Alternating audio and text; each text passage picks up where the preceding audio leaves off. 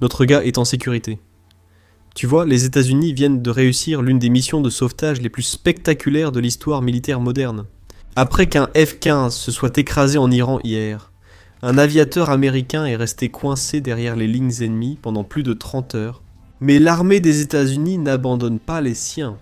C'est pourquoi, lors d'une opération époustouflante digne d'un film hollywoodien, la CIA a lancé une vaste campagne de désinformation psychologique pour aveugler complètement le CGRI. Ensuite, ils ont ouvert la voie aux forces spéciales d'élite américaines pour lancer un raid audacieux en pleine nuit. Une véritable bataille rangée au sol a éclaté dans l'obscurité totale, anéantissant complètement des dizaines de combattants ennemis et garantissant que nous récupérions notre homme. Il y aura des livres sur cette opération. Des films seront réalisés sur cette opération.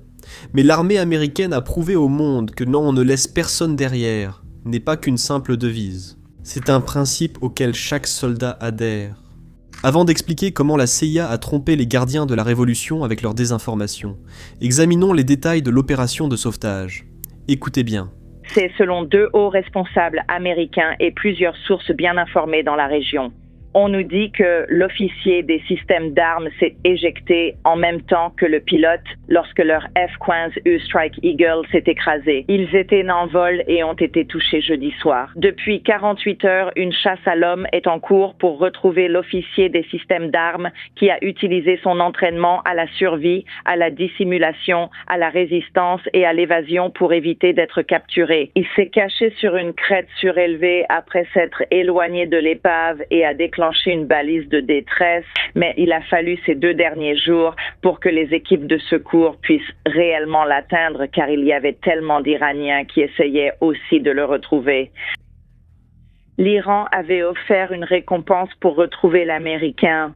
Je crois comprendre qu'il y a eu un violent échange de tirs ainsi que plusieurs appareils qui ont dû être détruits. Nous avons rapporté vendredi que 2 hélicoptères impliqués dans les efforts de sauvetage ont été touchés et que certains membres d'équipage de ces hélicoptères de secours ont été blessés.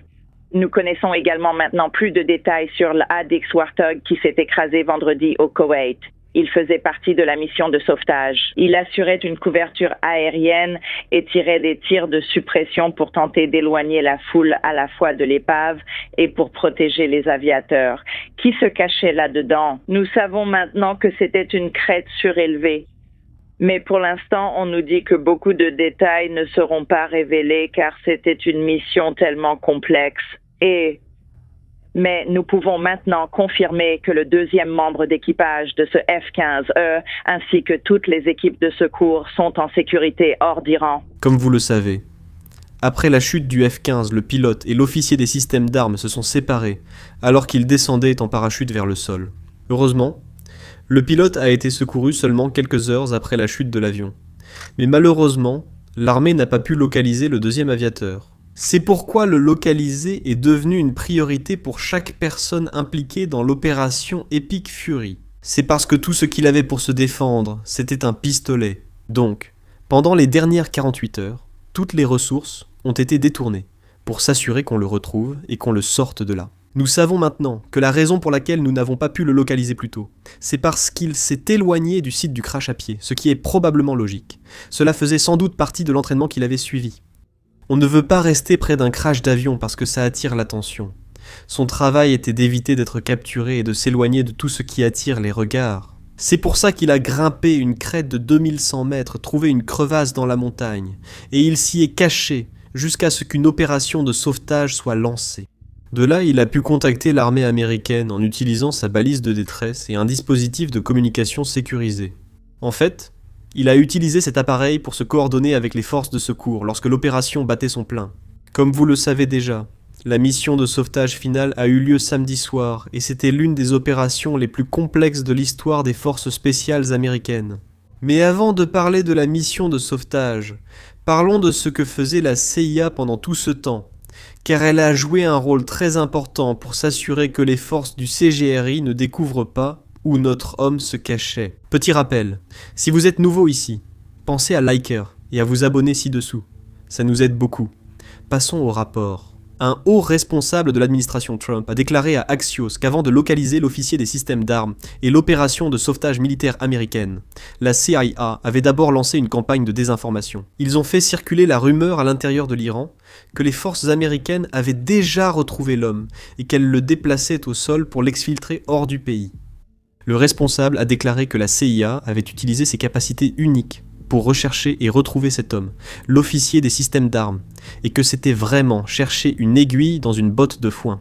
Mais dans ce cas, c'était une âme américaine courageuse coincée dans une crevasse de montagne, invisible sans les capacités de la CIA. Selon le responsable, la CIA a immédiatement partagé l'emplacement exact du pilote avec le Pentagone. Le président de l'époque a ordonné une mission de sauvetage immédiate, exécutée par le Pentagone, tandis que la CIA fournissait des informations en temps réel pour la soutenir. Maintenant, parlons de cette mission parce qu'elle était aussi vraiment folle. Je suis donc très impatient de voir comment les films vont recréer tout ça. Des centaines de soldats des forces spéciales, des dizaines d'avions de guerre, hélicoptères, drones, capacités cyber et de renseignement étaient impliqués. Voici la partie intéressante. Des avions d'attaque américains, peut-être même des drones, surveillaient déjà la zone où ce type se cachait, et ils avaient déjà bombardé toutes les routes qui pouvaient mener à cette position. Et en plus de ça, chaque fois qu'ils voyaient un convoi iranien s'approcher d'un peu trop près, tu sais, ils réglaient ça depuis le ciel. Puis, quand l'occasion s'est présentée, les forces américaines ont convergé vers la position où notre homme se cachait. Un échange de tirs a en fait éclaté entre les forces du CGRI qui étaient à proximité, et les USPJ, les équipes de sauvetage antiterroristes. Mais heureusement, il n'y a eu aucune perte américaine. Le nombre de blessés reste inconnu, mais aucun mort n'est signalé. Côté iranien, des réseaux sociaux rapportent jusqu'à 40 morts. Maintenant, c'est là que la situation devient folle. Imaginez être un gars du CGRI, simplement armé d'une AK-47. Vous n'avez absolument aucun équipement, et vous vous tenez debout, dans l'obscurité totale. Qu'est-ce qui vous fait croire que vous allez affronter les forces spéciales américaines et en sortir vainqueur ? J'ai l'impression qu'ils auraient simplement dû rester chez eux. Pourtant, les forces spéciales américaines ont neutralisé les forces du CGRI présentes dans la zone. Et ensuite, ils ont pu secourir l'officier et le ramener à cette base improvisée que les États-Unis avaient créée pour que les avions puissent atterrir et décoller. Mais c'est là que le rebondissement intervient. Après que l'officier ait été secouru, les deux avions de transport qui étaient là et qui étaient censés ramener les commandos, et l'officier se sont en fait retrouvés coincés dans le sable. Ils n'ont donc pas pu décoller. Je suppose que ce n'est pas facile de dégager un pneu du sable, surtout quand il est attaché à un avion qui doit probablement peser très lourd. Je ne connais pas le nombre exact, mais c'est à ce moment que les forces spéciales américaines ont dû faire appel la Delta Force, qui a amené 3 avions avec elle pour extraire tout le personnel américain, et en plus de cela, pour faire exploser les 2 avions hors service qui étaient allés coincés sur cette base de fortune. En fait, ici, on peut voir l'avion en train de brûler au lever du jour en Iran. Regardez. Voici les images qui nous parviennent, alors que j'enregistre cette vidéo samedi soir, heure du Texas. Maintenant, dites-moi, après avoir entendu tout ça, est-ce que ça ne ressemble pas à un scénario de film ? Un film qui va sûrement rapporter des milliards. Maintenant, imaginez être un membre du CGRI à ce moment-là, parce qu'ils ressentent probablement exactement le contraire de ce que nous ressentons tous. Pendant 5 semaines consécutives, l'US Air Force a bombardé leur base sans pratiquement aucune menace dans le ciel. Puis, après 5 semaines de bombardement, ils abattent enfin un avion. Mais ensuite, nous avons des membres de la Delta Force et des secouristes parachutistes qui entrent en Iran, sauvant les 2 membres d'équipage et tuant peut-être des dizaines, voire des centaines de combattants du CGRI. Ce n'est probablement pas le résultat que le CGRI espérait. Voici la déclaration que le président Trump a publiée après la fin de cette opération. Il est important de le souligner ici, les gars. Le président Trump n'a en fait donné aucune conférence de presse au cours des dernières 48 heures.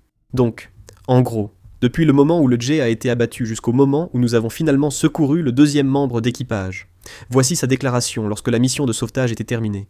Nous l'avons récupéré. Mes chers compatriotes, l'armée américaine a mené au cours des dernières heures l'une des opérations de recherche et de sauvetage les plus audacieuses de l'histoire des États-Unis. Pour l'un de nos incroyables officiers membres d'équipage, qui se trouve également être un colonel très respecté, et dont je suis ravi de vous annoncer qu'il est désormais sain et sauf. Ce courageux guerrier se trouvait derrière les lignes ennemies, dans les montagnes dangereuses d'Iran, traqué par nos ennemis qui se rapprochaient d'heure en heure.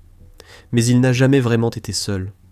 Parce que son commandant en chef, le secrétaire à la guerre, le président des chefs d'état-major interarmés et ses compagnons d'armes surveillaient sa position 24 heures sur 24 et planifiaient avec diligence son sauvetage. Sur mes instructions, l'armée américaine a envoyé des dizaines d'avions armés des armes les plus létales au monde pour le récupérer. Il a été blessé, mais il ira très bien. Cette opération de recherche et de sauvetage miraculeuse s'ajoute au sauvetage réussi d'un autre pilote courageux.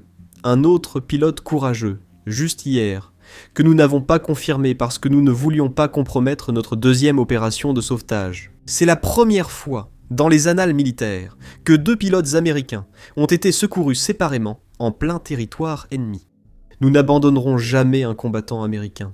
Le fait que nous ayons pu mener à bien ces 2 opérations sans qu'aucun Américain ne soit tué ou même blessé prouve une fois de plus que nous avons atteint une domination et une supériorité aériennes écrasantes dans le ciel iranien. C'est un moment dont tous les Américains, républicains, démocrates et tous les autres devraient être fiers et s'unir autour de ce moment. Nous avons vraiment la meilleure armée, la plus professionnelle et la plus redoutable de l'histoire du monde. Que Dieu bénisse l'Amérique et joyeuse Pâques à tous. C'est tout ce que j'ai pour vous. On se retrouve dans la prochaine vidéo.